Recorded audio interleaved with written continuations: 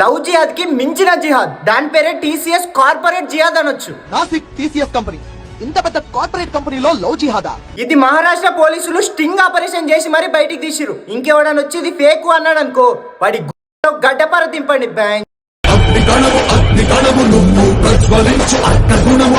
ఆ company HR ఒక ముస్లిం, ఆమెనే దీనికి సపోర్ట్ చేసి ఆ కంపెనీలో వర్క్ చేస్తున్న హిందూ అమ్మాయిలని బీఫ్ తినమని ఫోర్స్ చేయడం, నమాజ్ చేయమని ఫోర్స్ చేయడం, లేదంటే జాబ్ లో నుంచి పీకేస్తామని బెదిరించడం. అంత పెద్ద టీసీఎస్ కార్పొరేట్ కంపెనీలోనే హిందూ అమ్మాయిలకు సేఫ్టీ లేదంటే ఒక్కసారి ఆలోచించండి.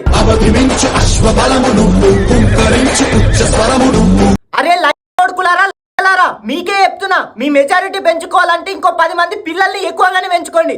అంతేగాని మా హిందూ అమ్మాయిల జోలికి వచ్చి లవ్ జిహాద్ పేరుతో వాళ్ళ మతాలని మార్వాలని ట్రై చేస్తే మీ బద్దలు బార్చింగాలు అవుతాయి.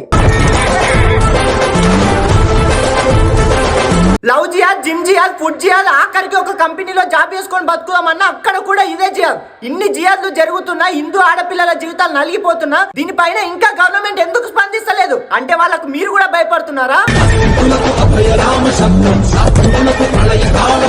హిందూ ఆడబిడ్డలారా, మీకు మరీ చెప్తున్నా, ఈ జిహాద్ మాయలో పడకండి. మీ జీవితాలను విదేశీయుల పడక మంచానికి పరిమితం చేసుకోకండి. జై హింద్, జై భారత్.